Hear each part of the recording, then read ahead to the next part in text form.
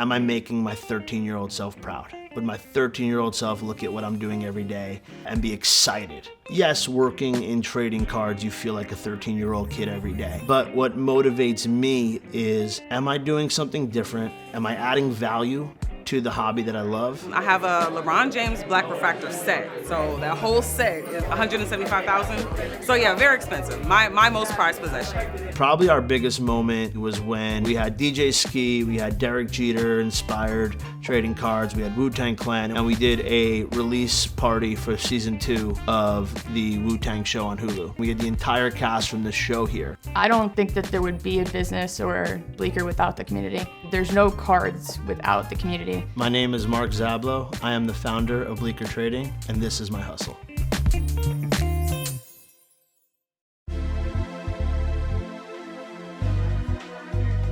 We always like to say if someone else did this, we wouldn't. We started Bleecker Trading at the end of 2020, really to establish a flagship for the collectible community in New York City. What we found is there's a thirst in this hobby, not just to trade, but to get together with people that have similar interests, not just in the types of cards you collect, but in collecting overall. People love getting together. And really, in New York City, we're really playing on the fact that there's nowhere else to go. I don't think there's something the same, to be honest. The culture, what we bring, what we really do is we make people feel welcome. That makes Bleecker different. I also think that our brand is really shaped into a lifestyle brand, which I don't see any other hobby shop or place in the community that has done so. So that makes us kind of different and edgy, which I love. What's amazing about Bleecker Trade Nights is it really does bring you back to those childhood memories, collecting and trading cards with your friends. So first and foremost, you feel like you're walking into a very exclusive environment, and it's one of the most inclusive places in the hobby. Some people are here to hang out and meet people. You do have a lot of industry people. You do have a lot of hobbyists that are really not here to trade at all, but they want to show off their incredible collection. And so it's really just kind of a mix of fun. So tonight, the main goal is to try to, one, just meet new people, because I feel like that's how you get more card deals in the future. But then also, I would just love to buy stuff. There's 3 spaces, I guess you would say. It's where there's the social club aspect, where people are hanging out here. Then on top of that, you got people hanging out in the back and having a good time. And then you have people next door in the card store itself, and those are like the kids in the candy shop. They're looking around. They've just seen all these amazing cards here that people have gotten, and now they're looking at the packs that you can buy here thinking maybe I'll get one of these cards tonight, maybe I'll pull one, and then if I do pull it right now, I could probably find a guy right here to buy it off of me. We always look at it as, can we bring in a host from out of town or from another part of the hobby that brings some amplification to their brand. So tonight's super exciting. We have Prism God and Prism Goddess flying in from Atlanta. And not only are they, fun friends and collectors of ours, but they run an incredible trade show called Culture Collision, which is not only trading cards, but really all things collectibles, sneakers, comics, streetwear. And so we're excited to have not only our friends in from Atlanta, but just a great mix of the hobby coming in. My favorite part of Bleecker is basically the atmosphere. This event really helps me build my collection and network and just have a good time, and definitely try to see who collects what I collect and basically try to see if I can acquire it. My favorite card I ever pulled is a 93 Scoring Kings, Michael Jordan signed in silver ink, 1 of 1.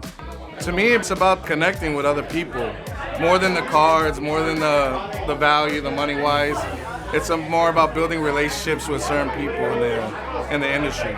Community is everything, literally. I mean, the community is what keeps the industry going, the relationships that people form with each other, the trust that's built up. I just think that, events like this and, when everyone comes together, that's the way that we keep it moving. I started collecting with my husband. That's how I got into it. Naturally, after watching him and seeing how he makes money off of it, then I'm like, okay, I need to pay attention and learn something.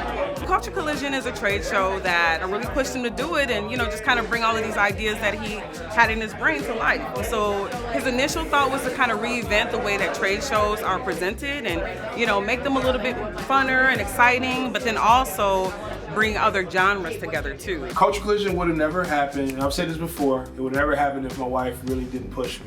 Between women, whether it be minorities, African American, Black, women, whatever, there's a lot of untold stories that need to be talked about. Female has always been in the hobby.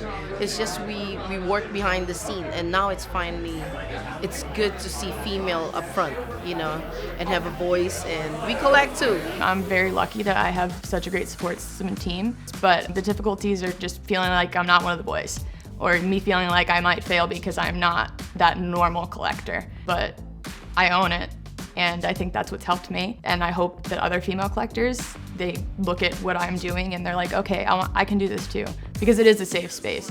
Believe it or not, my favorite card is a Pokemon card.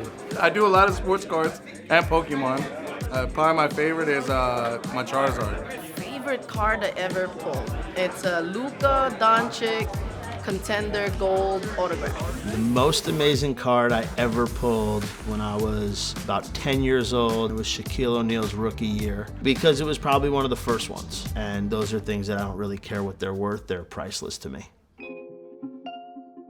Heading into 2023, you can expect an elevated engagement with our customers in the hobby through content, through additional locations in other cities, and through pop-up events around the country.